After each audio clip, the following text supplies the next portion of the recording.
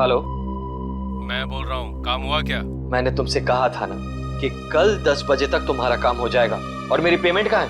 Payment मिल जाएगा तुम्हें। कितनी बार कहा मैंने तुमसे कि मुझे आधे पैसे एडवांस चाहिए और बाकी का काम खत्म होने के बाद। काम करो, पैसा तुम्हें मिल जाएगा। फोन रखो तुम।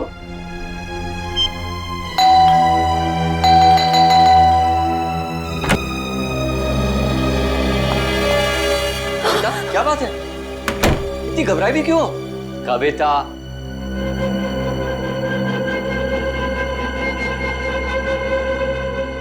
कविता, मैंने उसे वहां देखा था, नीचे नीचे खड़ा था वो। नीचे? कौन? सूरज। सूरज, तुमने अपनी दवाइयां ली? अमन, मैं बीमार नहीं हूँ। मैंने उसे नीचे देखा था। उसकी आंखें उसी मासूमियत से मुझे देख रही थी जैसे पहले देखा करती।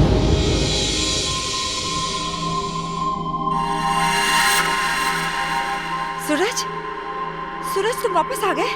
मैं जानती थी कि तुम आओगे। ये खून? सूरज, सूरज, सूरज! मैंने आवाज भी दी उसे। मेरे इन हाथों से उसे छूना चाहती थी, उसे आशीर्वाद देना चाहती थी, लेकिन जब तक मैं उसके पास पहुंची, गायब हो गया। कविता, ये सब तुम्हारा वहम है। मैं जानती थी कि तुम यही कहोगे। मैं जानती थी आपको यकीन नहीं होगा। अरे आप ही क्या, कोई भी मेरा यकीन नहीं करेगा। लेकिन ये बात सिर्फ आज की नहीं है, पिछले कई दिनों से मैं देख रही हूँ। वहाँ देखिए, देखिए उस घर में। कविता, बस बस। अरे पिछले 1 साल से उस फ्लैट में कोई नहीं रहता है। ठीक है, आपको यकीन नहीं हो रहा है ना, तो आप 5 मिनट रुकिए। वो वहीं आएगा, उसी घर में जरूर आएगा, आपको जरूर दिखेगा वो। ओके, 5 मिनट ना? ठीक है, रुकते हैं 5 मिनट। देखो सूरज, कहाँ हो तुम?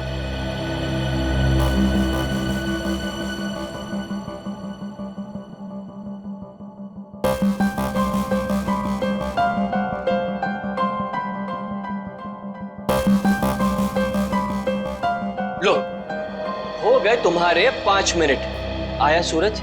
आया नहीं ना? प्लीज 5 मिनट और रुकिए, वो जरूर आएगा। बस कविता, बस। अरे अगले आधे घंटे भी यहाँ खड़ी रहोगी ना, तब भी वहां सूरज नहीं आएगा। तुम्हारे पास ये सब फजूल की बातों के लिए फुर्सत है, मेरे पास नहीं। Enough of this nonsense. रुकिए तो, वो आएगा, वो जरूर आएगा।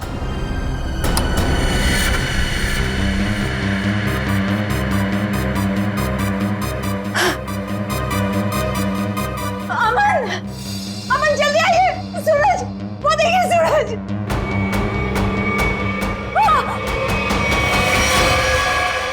सूरज, अमन, अमन, अमन, जल्दी आइए, जल्दी आइए। अरे अमन, सूरज गिर गया। कविता, आइए जल्दी, आइए। वो छत से गिर गया है, मैंने अपनी आंखों से देखा है। चलिए जल्दी। कविता क्या कर रही हो? अरे सबके सामने तमाशा मत करो प्लीज। अरे हमें सूरज को बचाना है। सूरज, सूरज! क्या हुआ मैम साहब, आप इस तरह चिल्ला क्यों रही हैं? कहाँ है सूरज? सूरज कहाँ गया? कौन सूरज मैम साहब? इस विंग में तो इस नाम के कोई भी साहब नहीं रहते। अमन, अमन मेरा यकीन करिए, सूरज को मैंने ऊपर बालकनी से गिरते हुए देखा था। यहीं गिरा था वो। देखो, यहाँ तो कोई भी नहीं है कोई दिख रहा है? नहीं ना? कविता, क्या कर रही हो तुम? मैम साहब, जरूर आपने कोई बुरा सपना देखा होगा मैम साहब। नहीं, ना ही मैंने कोई सपना देखा है और ना ही मेरा ये कोई वहम है। मैंने उसे अपनी आंखों से देखा है, समझे तुम? कविता, कविता, बस करो तुम। मैं अब और बर्दाश्त नहीं कर सकता। आज तुम्हारे इस वहम को मैं दूर कर ही देता हूँ। ये इसी मनुष्य फ्लैट से तुमने सूरज को कूदते हुए देखा था ना? यही है ना वो फ्लैट? मैं सच कह रही हूँ अमन, मैं सच कह रही हूँ। मैंने अपनी आंखों से देखा है उसे गिरते हुए।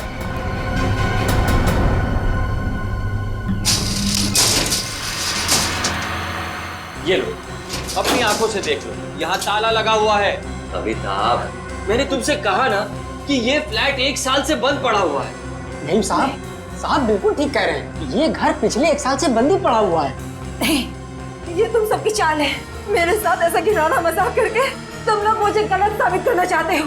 कविता, मैं तुम्हारा पति हूँ, इतना प्यार करता हूँ मैं तुमसे। क्या मैं तुम्हारे साथ ऐसा करूँगा? हाँ? इसका पता तो अब सीआईडी लगाएगी। तुम भी ना कविता, हद करती हो बस। हमारी किसी की बात तुम्हारे समझ में नहीं आती। अब सीआईडी को बुलाने की क्या जरूरत थी? कविता जी आप हैं? जी मैं हूँ। आप ही ने हमें फोन करके बुलाया? हाँ, मैंने किया था आप लोगों को फोन। तो बताइए क्या हुआ यहाँ पर? मैं आपको बताता हूँ सर। कविता आप क्या कौन है? मैं अमन, कविता का पति और सूरज का फैमिली लॉ। सूरज, वही जिसने छलांग लगाकर खुदकुशी की? हाँ वही। कविता जी मैं कह रहा हूँ आपसे, ये फ्लैट पिछले 1 साल से खुला नहीं है। हम आप सीआईडी का वक्त बर्बाद करेंगे। वैसे आप कौन है? मैं इस सोसाइटी का सेक्रेटरी। सोसाइटी के सेक्रेटरी है? तो फिर सेक्रेटरी साहब, अगर कविता जी ने किसी को छलांग लगाकर खुदकुशी करते हुए देखा है तो उसकी तहकीकात करना हमारा फर्ज है, समझे आप? अब हमारा वक्त बर्बाद करने की चिंता मत कीजिए। फ्लैट कहाँ है बताइए? जी ये चाबी है आपके पास? जी। तो खोलिए। कविता जी आप देख सकते हैं यहाँ सारा सामान ढका हुआ है, कोई यहाँ कैसे आएगा? यहाँ की साफ सफाई तक नहीं हुई है। सेक्रेटरी साहब, आप थोड़ी देर के लिए अपना मुंह बंद रखेंगे और सीआईडी को अपना काम करने दीजिए, ठीक है? जैसा आप ठीक समझे। हाँ तो कविता ये बताइए, कल रात को आपने सूरज को कहाँ पर देखा? जी वहाँ उस बालकनी में। बालकनी?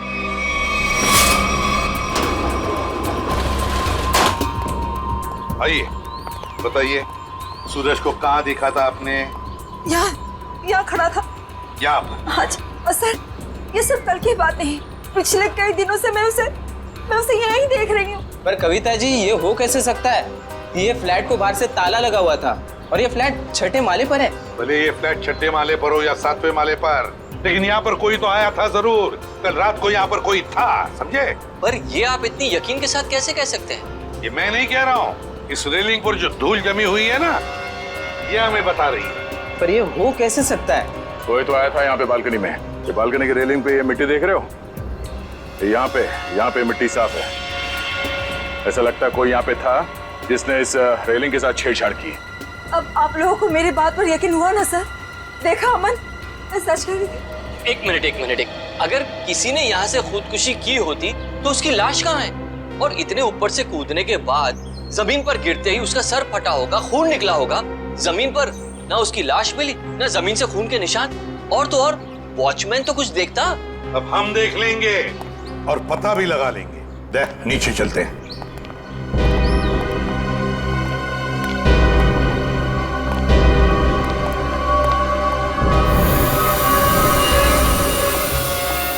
आश्रय, कोई खून के निशान दिख रहे क्या? नहीं सर, अब तक तो यहाँ कुछ नहीं मिला है।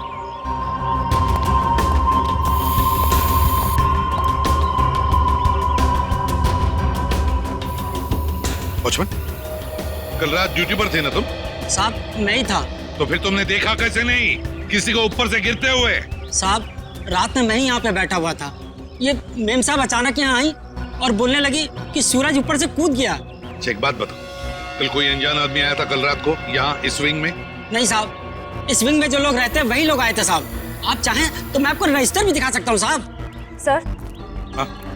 सर खून के कोई ट्रेसेस नहीं मिले वहाँ पे। ऐसे कैसे हो सकता है? आप लोगों को कुछ सबूत मिला है ना बालकनी में किसी की मौजूदगी का? मैं सच कह रही हूँ सर, मेरा यकीन कीजिए। कविता जी, हम आपका पूरा विश्वास कर रहे हैं, आप सच बोल रही हैं। मैं तो सच बोल रही हूँ, लेकिन मुझे लगता है कि ये लोग झूठ बोल रहे हैं। क्या मतलब? शायद ये लोग मुझे झूठा साबित करना चाहते हैं। लेकिन क्यों गलत साबित करना चाहते हैं ये लोग? ऐसा ही है सर, मेरे आने से पहले इन लोगों ने लाश को ठिकाने लगा दिया होगा, खून भी साफ कर दिया होगा। मेरा यकीन कीजिए, मैं सच बोल रही हूँ। कविता, तुम सबके सामने पतंग खड़ा कर रही हो। एक मिनट सर, आप नहीं सर, मैं सच बोल रही हूँ। सर आप मेरी पत्नी की बातों को ज्यादा गंभीरता से मत लीजिए। दरअसल उसका दिमागी इलाज चल रहा है। दिमागी इलाज चल रहा है? क्यों, किस लिए?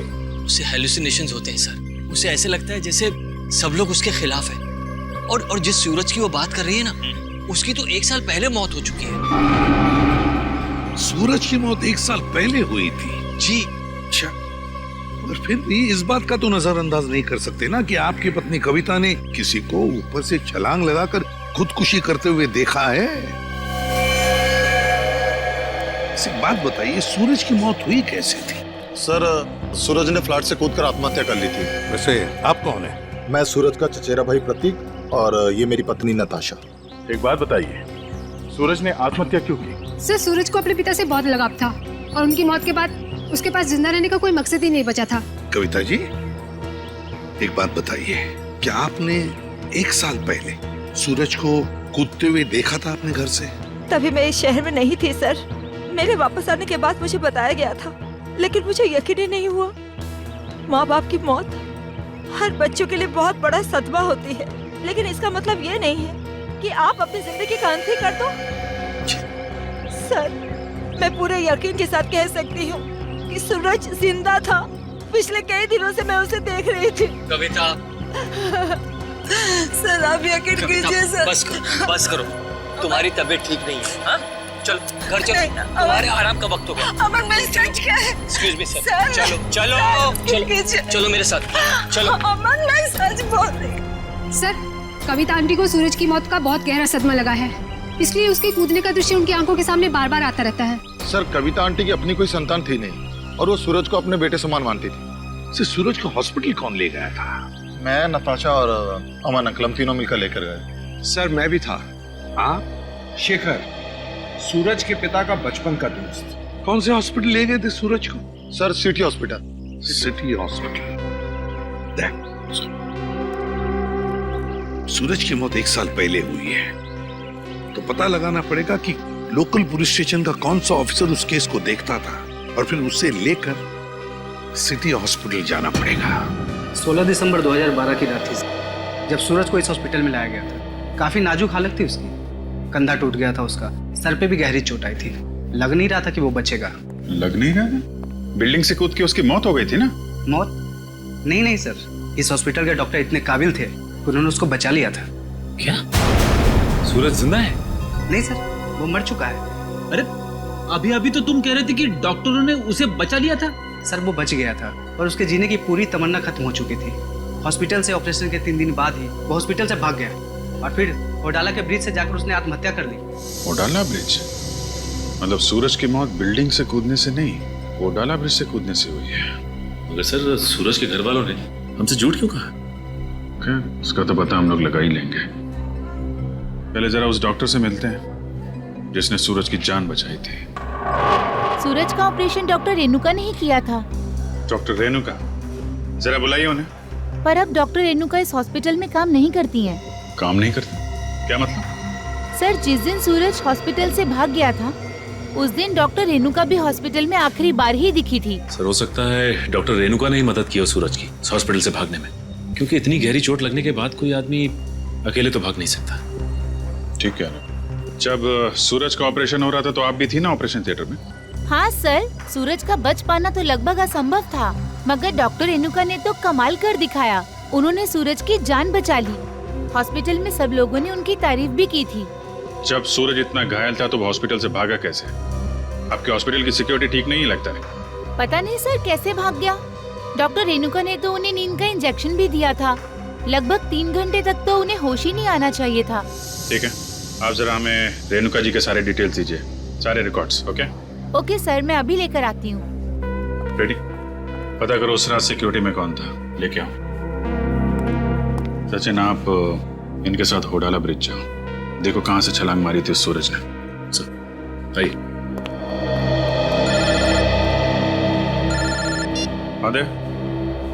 नहीं, अभी तो मैं हॉस्पिटल में ही हूँ। हाँ, कुछ हैरत अंगेज चीजें पता चली है, मिलके बताता हूँ।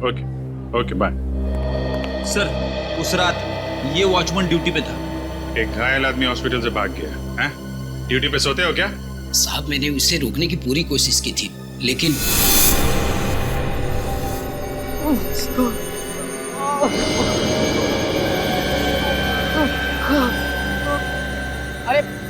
अरे साहब, आप कहाँ जा रहे हैं?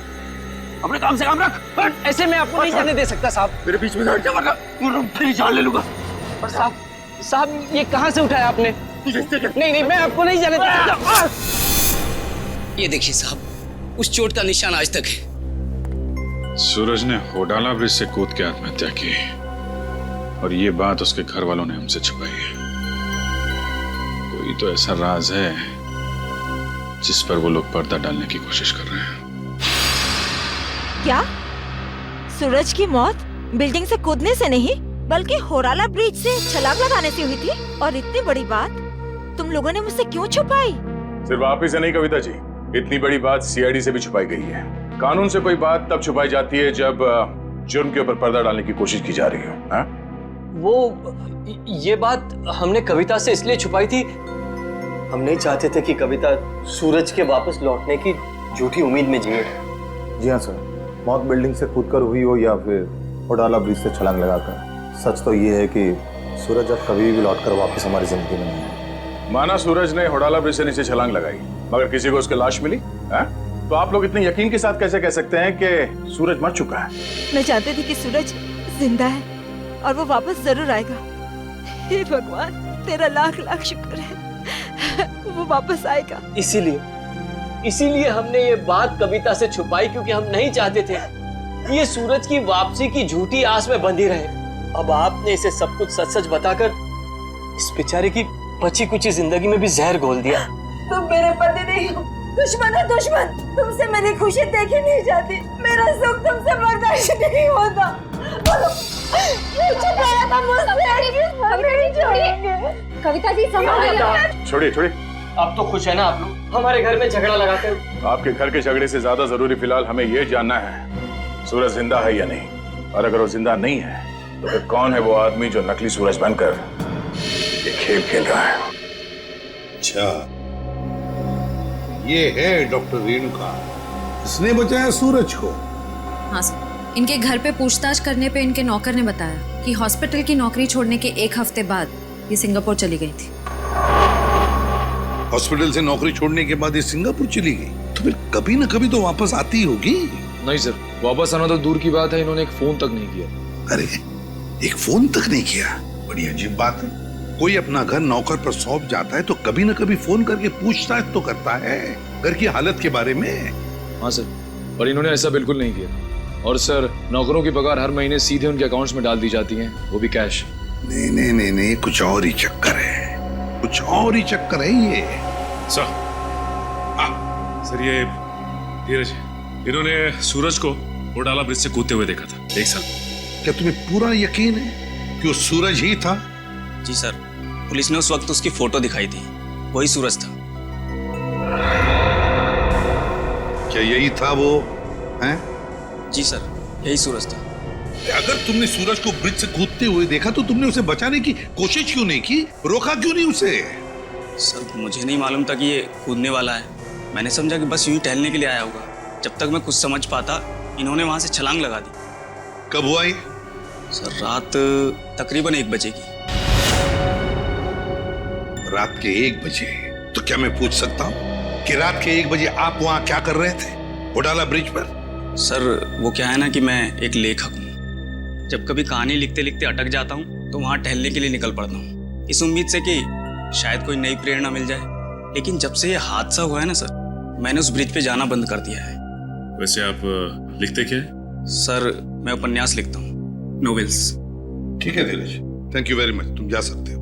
अगर जरूरत पड़े तो हम तुम्हें फिर से बुला लेंगे। सर, ये होडाला ब्रिज के नीचे के पानी का बहाव बहुत तेज है सर। अगर कोई भी आदमी ऊपर से नीचे गिरता है तो उसका बचना अब नामुमकिन है सर। और तो और सर, पुलिस वालों ने उस जगह की अच्छी तरीके से छानबीन करवाई थी गोताखोरों से, लेकिन सूरज की लाश नहीं मिली थी सर। हो सकता है कि तेज बहाव की वजह से वो सूरज को ढूंढ नहीं पाए होंगे, या फिर किसी न किसी वजह से सूरज डूबने से बच गया। सर, अगर ये सूरज बच गया है तो सिर्फ कविता जी को क्यों दिखाई देता है? अमन जी या बाकी लोगों को क्यों नहीं? वही तो, अगर ये बच गए तो सिर्फ कविता को ही कैसे दिखता है, और किसी को क्यों नहीं दिखता? नहीं नहीं नहीं नहीं नहीं नहीं, कुछ ना कुछ तो गड़बड़ जरूर है, क्योंकि अगर ये बच गया तो सबके सामने क्यों नहीं आता है? सर, शायद ये कविता जी का कोई वहम है। नहीं नहीं नहीं निखिल, ये कोई वहम नहीं है, कोई वहम नहीं है। अगर ये कविता जी का वहम होता तो सूरज की घर की बालकनी के रेलिंग पर जो धूल जमा हुई थी उसमें से इतना सा हिस्सा ही साफ कैसे मिला हमको? इतना सा हिस्सा साफ कैसे मिला? उसका एक ही मतलब है कि कोई ना कोई तो था सूरज के घर में, कोई ना कोई तो गया था सूरज के घर में जिसे कविता ने देख लिया, मगर कौन गया था सूरज के घर में? है कौन ये? इसका पता तो लगाना ही पड़ेगा।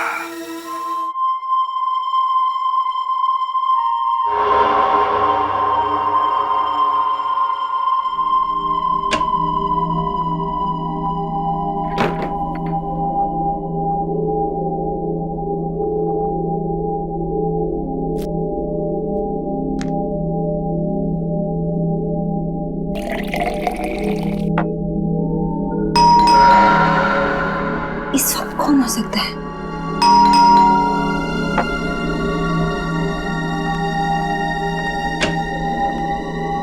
कौन है?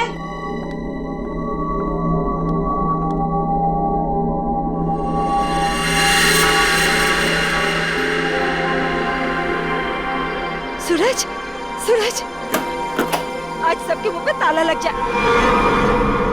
हाँ, सूरज, अब कहाँ चले गए? सूरज कहाँ? सूरज बंद करो ये मजाक, कहाँ हो तुम? सूरज आ जाओ अभी। सूरज, मेरी आंखें तरस गई है तुम्हें देखने के लिए। सूरज, सूरज कहाँ हो सूरज तुम? सूरज, सूरज। कविता आंटी, सूरज तुम ऊपर जा रहे हो ना? आप ठीक हो ना? मुझे तुम्हारे कदमों की आवाज आ रही है। सूरज रुक जाओ। आप ऊपर क्यों जा रही हो? सूरज रुक जाओ, रुक जाओ सूरज। कविता आंटी, इस वक्त आप छत पर क्यों जा रही है? सूरज, सुना ही नहीं होगा। सूरज, सूरज, मैं जानती हूँ कि तुम छत पर आके छिपे हो। देखो, अब अच्छे बच्चे की तरह वापस आ जाओ। अब मेरे सब्र का और इम्तिहान मत लो सूरज। कहाँ हो तुम? अब अगर तुम 5 गिनने तक बाहर नहीं आए ना, मैं तुमसे कभी बात नहीं करूंगी। 1, 2, 3, 4।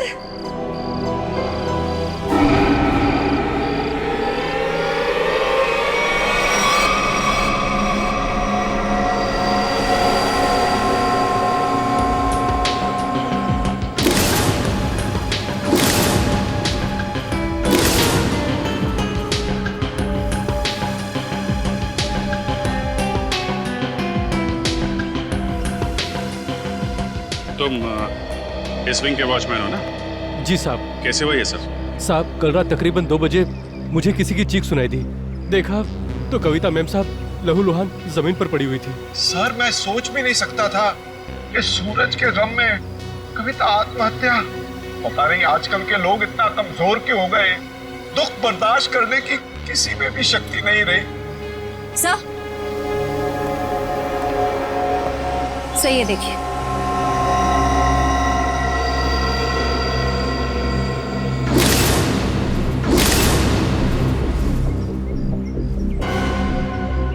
ये बात है।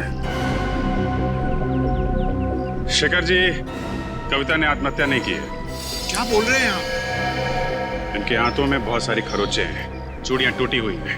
ऐसा लगता है कि उसकी किसी से हाथापाई हुई है। शायद खूनी ने छत पे से धक्का दिया इनको। वैसे ये बताइए कि आप में से किसी ने भी कविता जी को छत पे जाते देखा क्या? हाँ सर, मैंने देखा था। वो ऊपर जा रही थी सीढ़ियों से। मैंने उन्हें आवाज भी दी थी, पर उन्होंने सुना नहीं। कविता जी अकेले छत पे जा रही थी या उनके साथ में कोई और भी था? वो अकेली थी सर, और वो बार बार सूरज का नाम ले रही थी सर। मतलब सर, ये सूरज भी छत पे ही था? हो सकता है, या फिर वो आदमी जो सूरज बनने का नाटक कर रहा है। ये अमन जी नहीं दिखाई दे रहे? कहाँ है वो? पता नहीं जी, सुबह से उसका नंबर ट्राई कर रहा हूँ लेकिन फोन ऑफ है। सर, वो घर पे भी नहीं है। शायद ऑफिस में हो। ऑफिस के नंबर पे डायल करके देख, कहाँ है वो? कल रात कोई अनजान आदमी आया था यहाँ पे? नहीं साहब, मैंने किसी को नहीं देखा। सो रहे थे क्या? नहीं साहब, मैं सच कह रहा हूँ। मैं कल रात जाग रहा था और मैंने किसी को नहीं देखा इस विंग में जाते हुए। अगर जाग रहे थे तो किसी और को कविता के साथ छत पे जाते हुए क्यों नहीं देखा तुमने? मुझे तो ये भी नहीं पता साहब कि कविता मैम छत पे कैसे चली गई। छत का दरवाजा हमेशा बंद रहता है। चाबी किसके पास रहती है? चाबी मेरे पास रहती है साहब। लाओ चाबी लो। सर, ये देखिए, चाबी में चिकनाहट है। चिकना तो है। साबुन, लगता है किसी ने साबुन पे चाबी का निशान लिया है और डुप्लीकेट चाबी बनाई है। नहीं साहब, मैंने किसी को चाबी नहीं दी थी साहब। तुमने कुछ नहीं किया, लेकिन लापरवाही तो की है ना तुमने। केबिन में तुमने चाबी लावारिस छोड़ दी होगी और इस बात का फायदा उठाकर किसी ने डुप्लीकेट चाबी बनवा ली। खूनी जो कोई भी है, छत पे जरूर कोई निशान छोड़ा होगा उसने। श्रेया, बॉडी को पोस्टमार्टम के लिए भिजवा दो।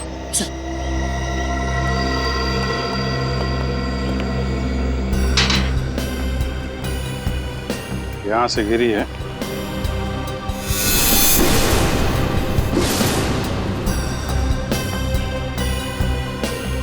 चूड़ी, इसका मतलब यहीं से खूनी ने कविता जी को नीचे फेंका है। यहीं पे हाथापाई हुई होगी और खूनी ने कविता को यहां से फेंक दिया है। सर, ये देखिए जूते के निशान, जरा नाप के देखो। इसका मतलब खूनी 10 या 11 नंबर के जूते पहनता होगा। लेकिन सर ये भी तो हो सकता है कि ये जूता खूनी का ना हो और किसी ऐसे आदमी का हो जो इस बिल्डिंग में रह रहा हो। सचिन वॉचमैन बता रहा था ना, दरवाजे पे ताला लगा रहता है और उस चाबी पे भी साबुन लगा हुआ है। इसका मतलब खूनी ने डुप्लीकेट चाबी बनाई है। ये निशान खूनी का ही होगा।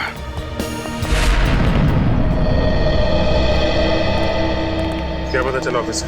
सर, उनके ऑफिस ने बताया कि अमन जी कल दिल्ली जाने वाले थे कॉन्फ्रेंस के लिए, लेकिन वो दिल्ली पहुंचे ही नहीं। दिल्ली पहुंचे ही नहीं? हाँ सर, उनकी फ्लाइट की टिकट ही बुक थी, लेकिन वो मुंबई एयरपोर्ट तक ही नहीं पहुंचे। सर, कहीं ऐसा तो नहीं कि अमन जी ने ही कविता जी को? कैसी बात कर रही हैं आप? अमन कविता से बहुत प्यार करता था और वो कविता के लिए अपनी जान तक दे सकता था। ऐसी बात है तो फिर अमन गायब क्यों हो गया? बीवी की मौत हो गई और पति लापता? सर, मुझे शुरू से ही अमन के हाव भाव कुछ ठीक नहीं लग रहे थे। क्या मतलब? सर, अमन जी शुरू से ही हमारे परिवार के वकील रह चुके हैं। सूरज के माता पिता की मौत के बाद उन्होंने कभी किसी को बताया ही नहीं कि जायदाद का बंटवारा कैसे होगा। सर, मुझे लगता है अमन के दिल में खोट है, वो खुद ही सारी जायदाद हड़पना चाहता है। और हो सकता है कविता आंटी को सूरज बन के डराने के खेल में उन्हीं का हाथ हो। खैर, अमन इसमें शामिल है कि नहीं ये तो हम लोग पता लगा ही लेंगे, लेकिन ये बात तय है कि ये सारा खेल जायदाद की वजह से ही रचा जा रहा है। सूरज अगर बिल्डिंग में आया था तो आसपास जरूर किसी ने देखा होगा। हाँ सर, सामने पान की दुकान है सर। अरे भाई सुनो। आइए साहब, 4 पान लगा देता हूँ। मैडम के लिए मीठा पान, चेरी वाला। अरे नहीं, पान बाद में खाएंगे, थोड़ी बात कर लेते हैं पहले। हाँ जी, कहिए। अच्छा ये बताइए कि आपकी दुकान कितने बजे तक खुली रहती है? सुबह 9 से रात के 11 बजे तक। क्या आपने इस आदमी को कल इस इलाके में देखा था? अरे आप लोग तो ऐसे बातें कर रहे हैं जैसे आप लोग सीआईडी वाले हैं। ठीक पहचाना आपने? अरे आप तो सचमुच में सीआईडी वाले हैं। देखा था इसको? जी साहब, कल रात को इस आदमी को देखा था।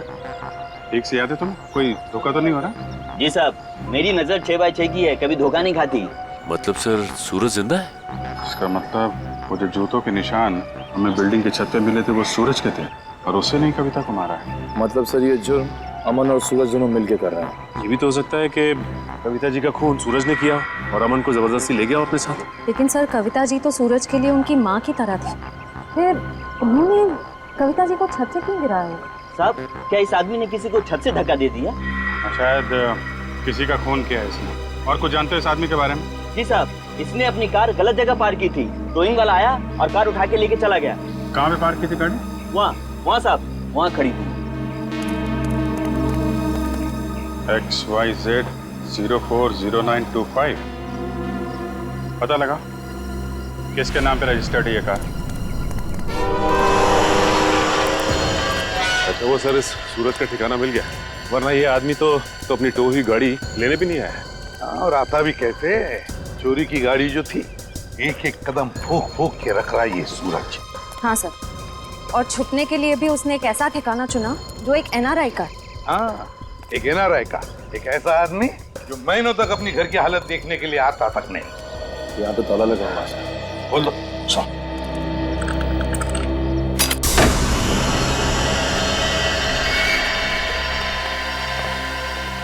इस कमरे में से तो बहुत बुरी तरह से बदबू आ रही है।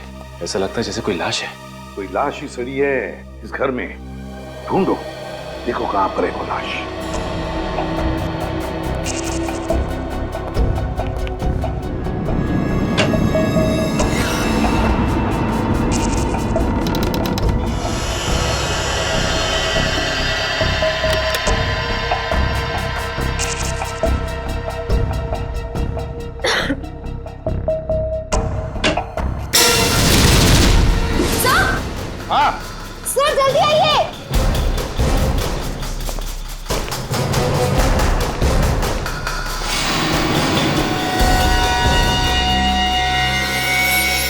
अरे ये तो रेणुका है, यही है ना वो डॉक्टर जिसने सूरज पर इलाज किया था?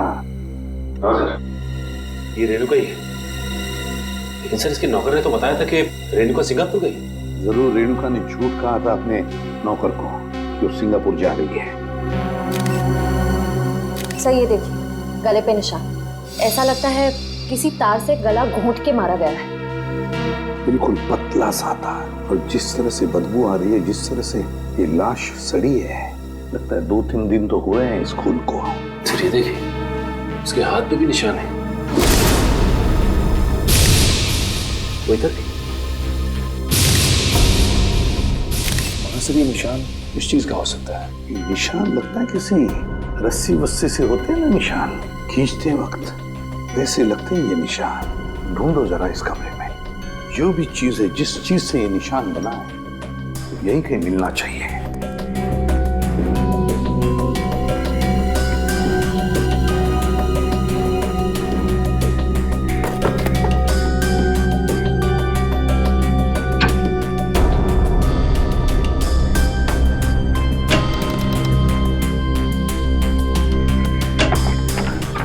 माय गॉड, सचिन ये देखो क्या है यहाँ पर कबर्ड में। डमी।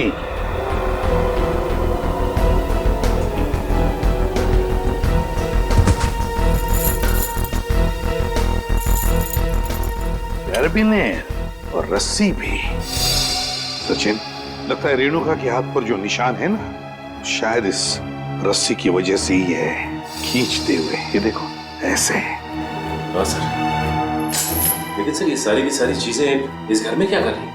क्योंकि ये सब चीजें तो शूटिंग में इस्तेमाल की जाती हैं, हार्नेस बांधने के लिए। याद है सचिन, सूरज के घर की बालकनी के रेलिंग पर बहुत सारी धूल जमी हुई थी, लेकिन एक जगह पर इतना सा हिस्सा साफ था। जरूर इस रस्सी की वजह से ही होगी वो जगह साफ। मतलब सर ये सूरज का बालकनी से कूदना कविता जी का वहम नहीं था, बल्कि रेणुका और सूरज दोनों की मिलीजुली साजिश थी। बिल्कुल सचिन, ऐसा ही होगा। हुआ ये कि सूरज जब अपने घर में आया तो कविता ने उसे सामने से देख लिया। फिर सूरज और रेणुका ने मिलकर इस डमी को अपने बालकनी से नीचे फेंक दिया।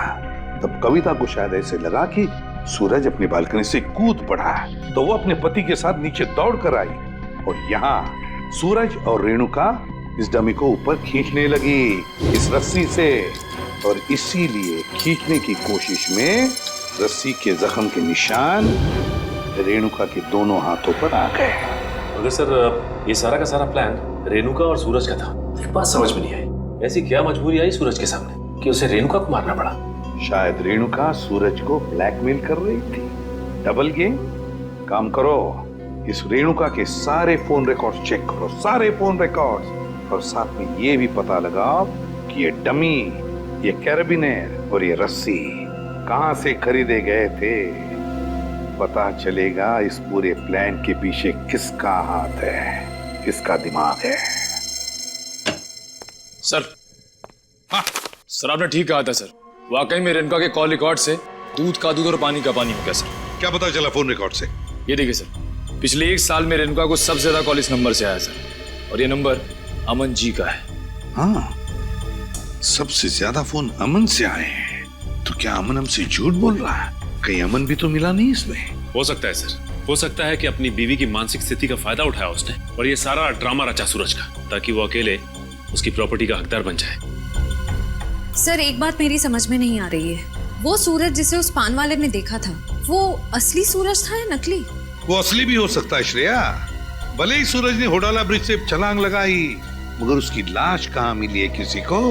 अब तक किसी को भी उसकी लाश नहीं मिली है।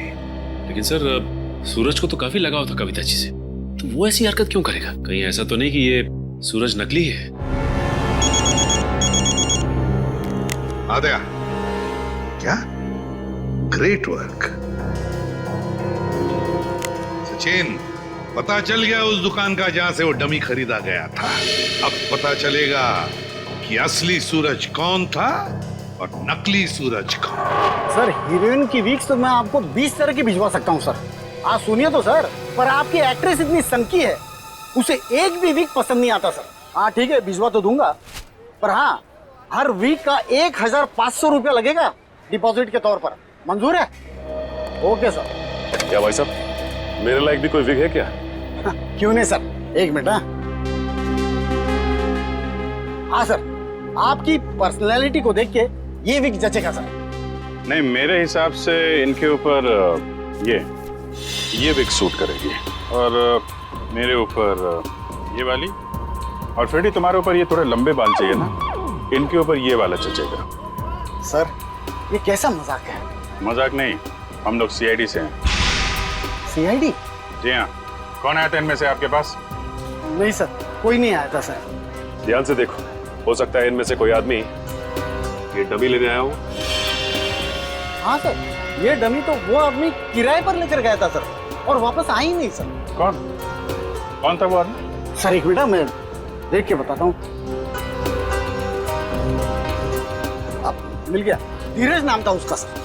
सर उस आदमी का नाम भी तो धीरज था ना, जिसने सूरज को ब्रिज से कूदते हुए देखा था। अच्छा भाई साहब, ये उस आदमी के चेहरे पे कोई कटा हुआ निशान था क्या? हाँ सर, ऐसा ही कटा हुआ निशान था सर। तो ये धीरज भी शामिल है इस षड्यंत्र में, अमन और रेणुका के साथ। रेडी, पता लगाओ इस धीरज का मोबाइल इस वक्त कहाँ पे है। अरे वो पिक्चर देखी है मैंने यार, बहुत घटिया है। अरे क्या बात कर रहा है यार, वो पिक्चर इतनी घटिया कैसे हो सकती है भाई? उसका डायरेक्टर जाना माना है, और गाने जबरदस्त, एकदम जबरदस्त हैं। कानून के गाने भी बहुत जबरदस्त होते हैं। कानून के गाने? आप लोग, अरे अभी गाना गाना शुरू नहीं किया, कहाँ जा रहे हो? अरे सुनो तो, अरे अब सीधे सीधे बता सूरज के ब्रिज से गिरने की मैंने मनगढ़ंत कहानी सुनाई थी। क्यों बनाई थी? क्योंकि मुझे इस काम के लिए 1 लाख रुपए दिए गए थे। 1 लाख रुपए? किसने दिए थे? उसका नाम है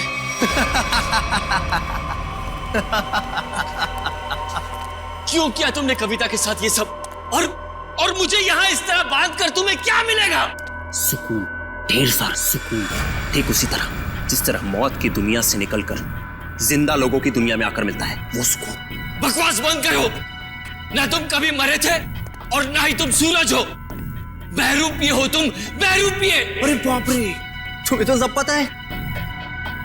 क्या है ना कि इतनी बातें जानना तुम्हारी सेहत के लिए ठीक नहीं है। तो मैं सोच रहा हूं कि तुम्हारी सारी तकलीफें मैं दूर कर ही देता हूं।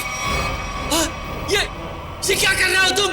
इतनी बातें जानना तुम्हारी सेहत के लिए ठीक नहीं है। तो मैं सोच रहा हूं कि तुम्हारी सारी तकलीफें मैं दूर कर ही देता हूं। ये क्या कर रहे हो तुम? रुक जाओ जतिन, इसकी टिकट काटने से पहले इसे देख लेने दो कि ये सारा खेल किसका रचा हुआ है। तुम? हाँ, मैं कभी सोच भी नहीं सकता था कि इस सब के पीछे तुम हो। तुम्हारे सोचने की शक्ति वैसे भी कभी कुछ खास रही नहीं, और अब अपने जीवन के आखिरी पलों में अपने दिमाग पर जोर डालना बंद करो। हम ही सब कुछ आपको बता देते हैं। क्यों जतिन? क्या है ना कि तुम्हारे मरने के बाद मैं कोर्ट जाऊंगा, सूरज बनकर सरकारी कागजों पर दस्तखत करूंगा। फिर क्या है, सारी जायदाद हमारी। क्यों बॉस? अरे तुम लोगों को प्रॉपर्टी चाहिए थी तो मुझसे पहले ही कह देते। कविता की जान लेने की क्या जरूरत थी? बहुत अफसोस है कविता की मौत का। जतिन, चलो अब देर मत करो, इसे भी भेज दो कविता के पास, भेज दो। Yes boss.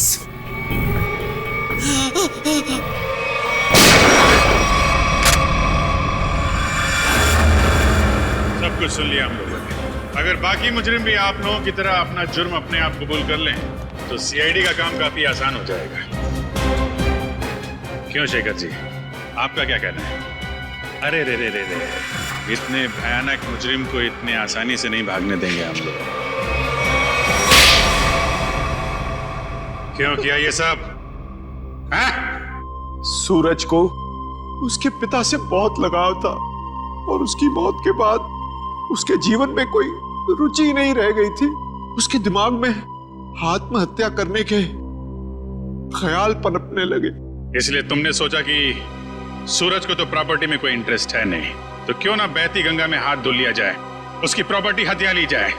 हाँ, इसलिए जब पहली बार सूरज ने बिल्डिंग से कूदकर आत्महत्या करने की कोशिश की तो तुरंत मैं उसे हॉस्पिटल लेकर गया ताकि किसी तरह से भी उसकी जान बच जाए और वो अपनी सारी दौलत मेरे नाम कर दे।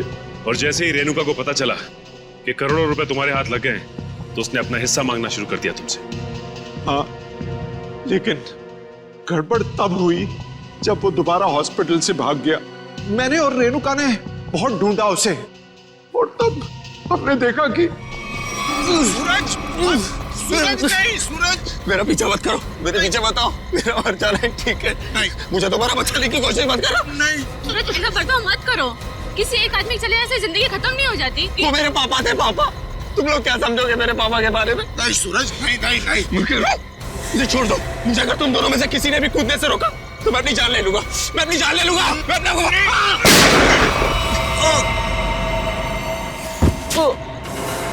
क्या सूरज को तुमने मार डाला? जानबूझकर नहीं मारा, गलती से गोली चल गई थी और फिर उसकी लाश को हमने नीमवाड़ी के जंगल में दफना दी। और फिर धीरज को तुमने अपना झूठा गवाह बना लिया ताकि कानून को गुमराह कर सको। हाँ, और जब हमें जतिन मिला जो सूरज का हम शक्ल था तो मुझे ऐसा लगा कि शायद कुदरत यही चाहती है कि मैं करोड़ों का मालिक बनूं, वरना ऐसा संयोग क्यों होता? कुछ संयोग इसलिए होते हैं कि ताकि अपराधियों को उनके किए हुए की सजा मिल सके। तुम दोनों फांसी की तैयारी करो, फांसी होगी तुमको, फांसी।